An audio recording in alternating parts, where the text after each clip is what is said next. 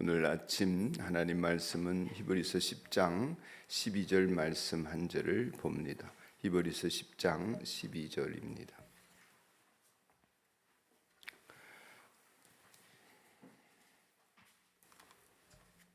다 같이 합독하시겠습니다. 시작.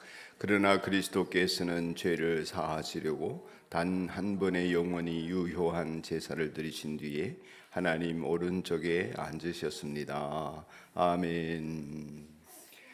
우리가 익히 아는 대로 옛 언약 그 구약이지요. 구약 시대의 제사장들은 매일 서서 직무를 수행하면서 똑같은 제사를 반복해서 드려야 했습니다.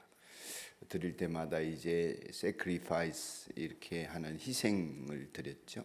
그 희생은 우리들의 죄를 위한 희생이었습니다. 그 희생은 곧 어린 양이나 순양 혹은 염소의 피 아니면 또 송아지 이런 피를 드려야 했습니다. 그럼에도 불구하고 그런 제사가 온전하지 못했죠. 죄를 없애지를 못했습니다. 그래서 그것을 완성하지 못한 채 계속해서 반복적으로 제사를 드려야 했습니다.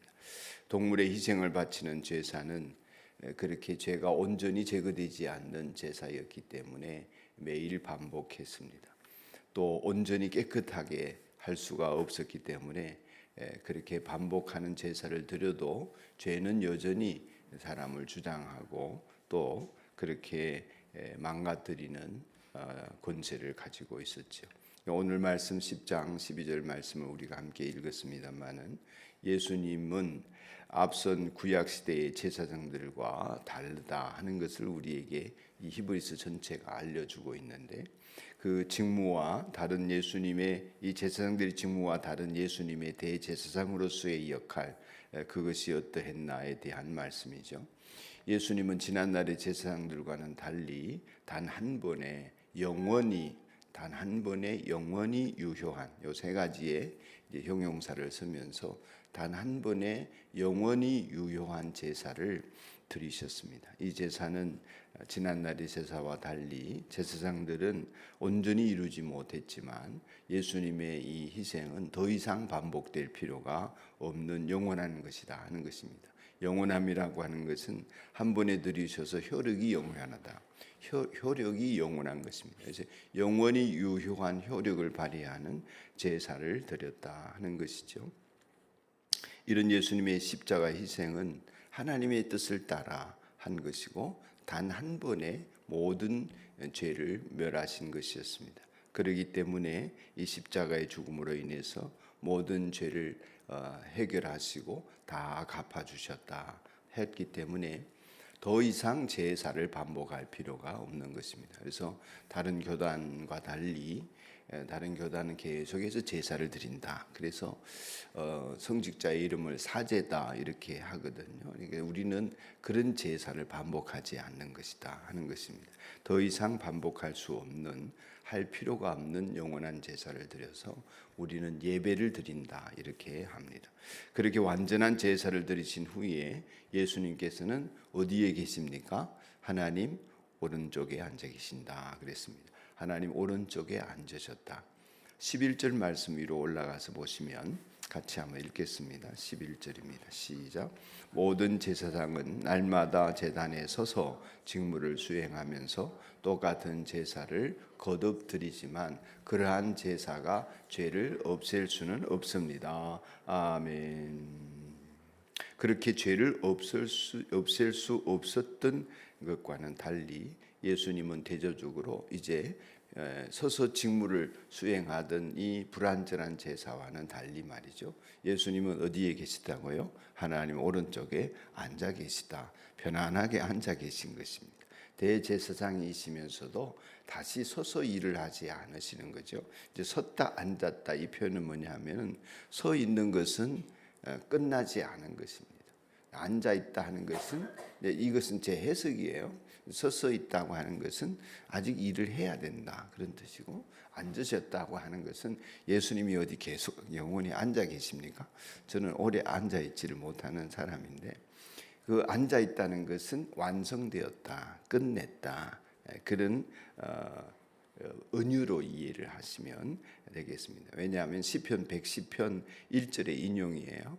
시편 110편 1절 보시면 여러분 성경에도 거기에 12절에 13절에 디귿 해놓고 저희 성경은 그의 원수들 밑에다가 시편 110편 1절이라고 써놨습니다. 성경이 그렇게 친절하게 이해를 하도록 써놓거든요.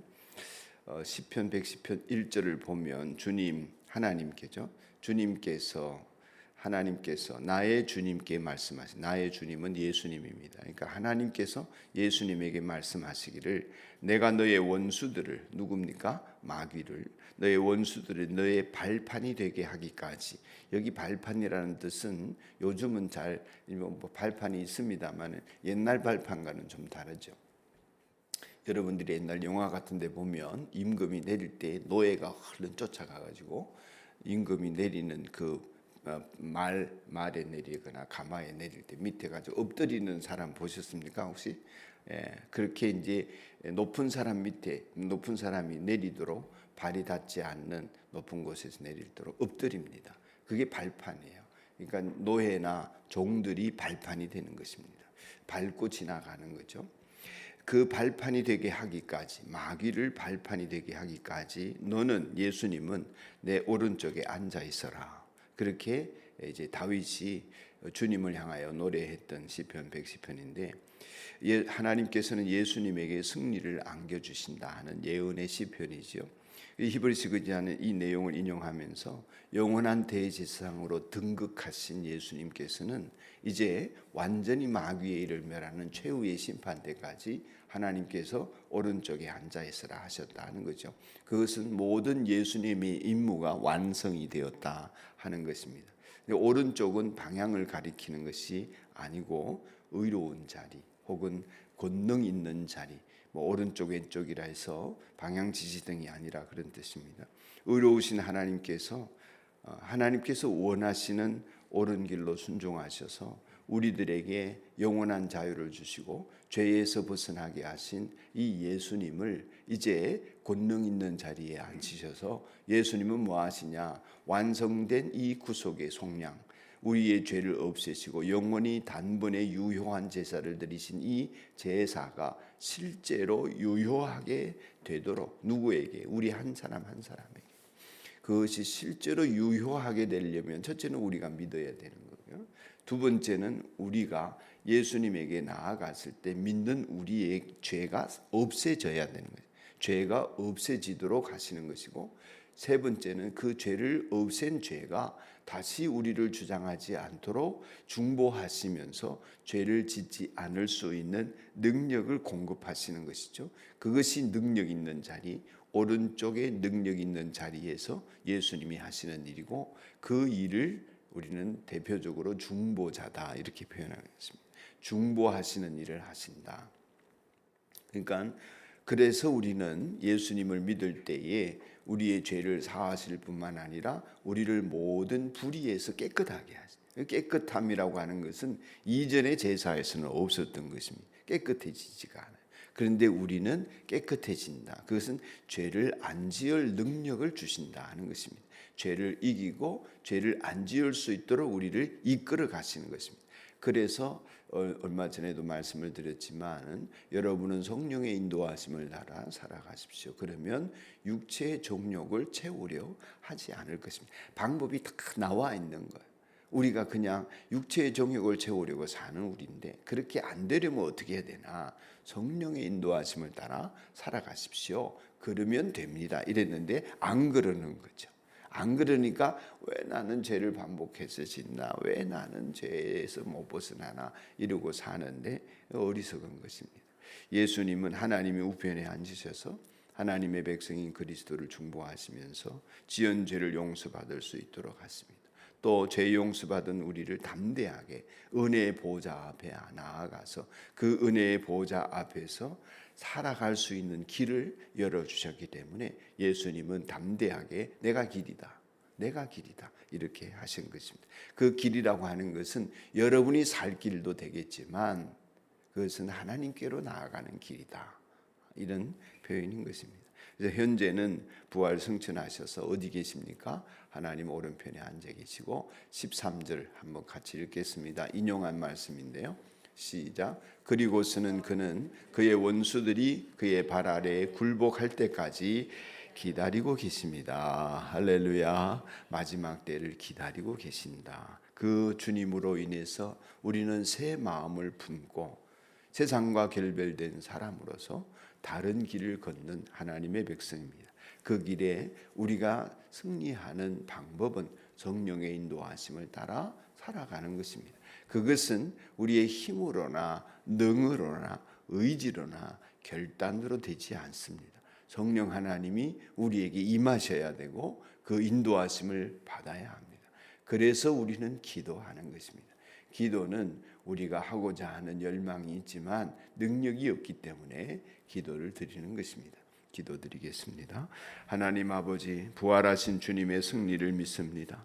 하나님 아버지, 그 승리로 인해서 우리가 죄 사함 받고 또한 영원한 생명을 얻으며 이 땅 가운데서 깨끗하게 살아갈 수 있는 길이 열려졌음을 감사합니다.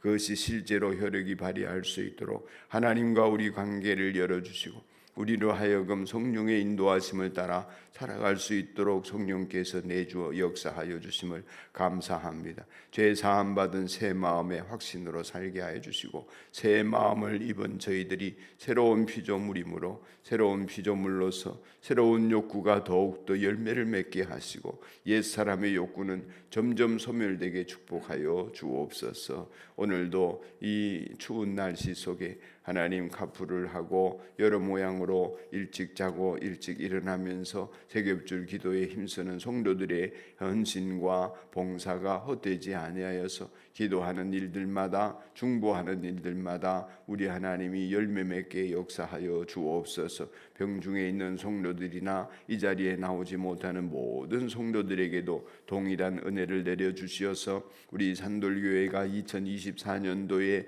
정말 순결하고 거룩한 백성의 무리들이 되게 하시며 하나님의 뜻이 하늘에서와 같이 땅에서도 이루어지게 하옵소서. 예수님 이름으로 기도드리옵나이다. 아멘.